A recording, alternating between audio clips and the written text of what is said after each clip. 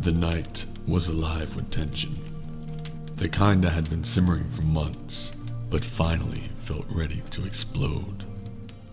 The three of us sat at a table in the dim light of a rooftop bar, the city skyline flickering in the distance, but none of us were paying attention to that. My focus was on her, the way she leaned back in her chair, legs crossed, her eyes catching mine from time to time with an intensity that stirred something deep inside me.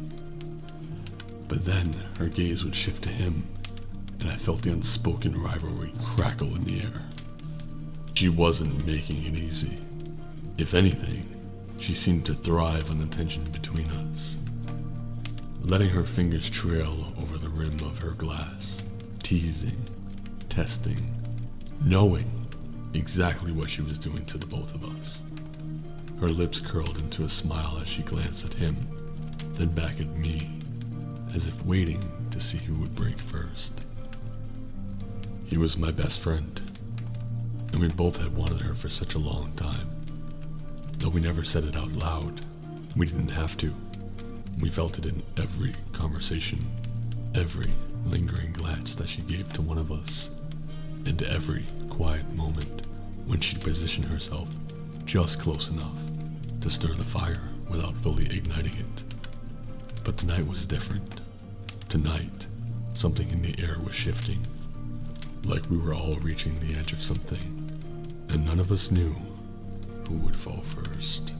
She leaned forward suddenly, breaking the silence that had hung between us. "You two always seem to be in a competition," she said, her voice low, playful, but with a hint of challenge beneath it. Her gaze flickered from him to me, her eyes gleaming with mischief, and said, "But I don't know why you don't just admit what's really going on." I felt his eyes on me, and for a moment, everything hung in the balance.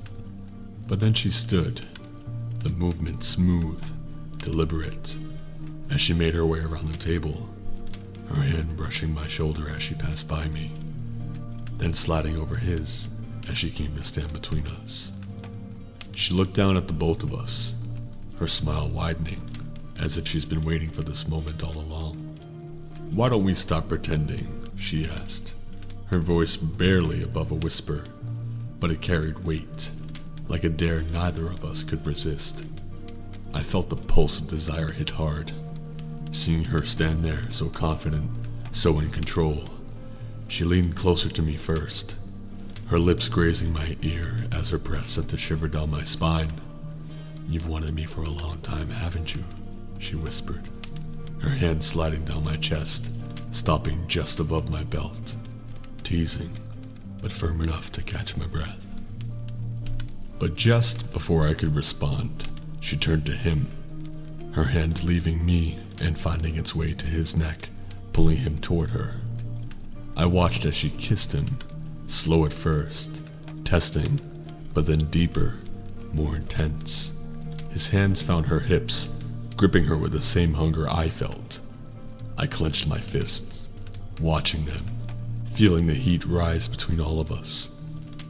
She broke the kiss and looked at me, her lips swollen from the pressure, her eyes dark with desire.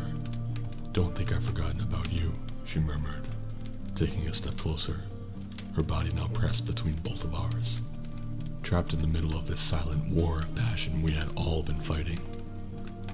Her hand reached back to me again, pulling me in by the collar until my lips were on hers.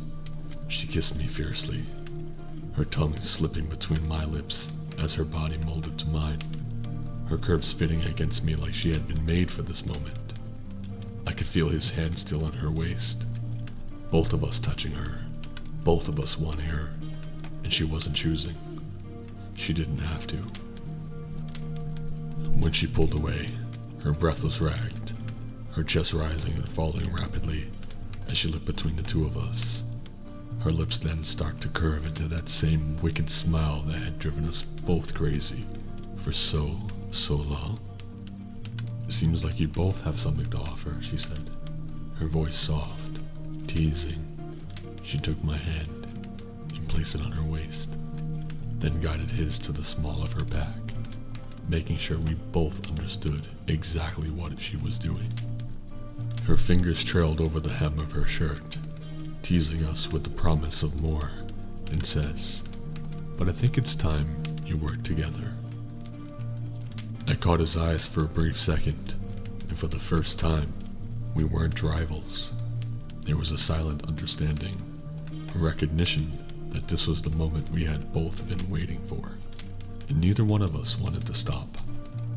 Her hand slid lower, guiding mine beneath her shirt, pulling his hand along with it, her body arching into both of us as our hands explore her skin. The heat rising up with every touch, her head fell back onto his shoulder, her lips parting as my fingers traced the line of her spine, and I could feel her shudder in response. He kissed her neck, slowly, while my hand traveled lower, pressing against her inner thigh. I pull her in close. She let out a soft moan, her breath hitching in her throat as we surrounded her. Two sets of hands exploring her body with the kind of reverence that only comes from long-held desire finally being released. The tension, the rivalry, everything that had been building between the three of us was dissolving, replaced by something far more intense, far more primal. She was no longer just in control. She was at the center of it all, the reason for every touch, every kiss, every shared glance between him and I, as we both gave in to the undeniable pull of her. Her eyes fluttered open, meeting mine, then his. "I think we've waited long enough," she whispered, her voice hoarse with need. And with that, we both knew, tonight, there was no competition. Only surrender.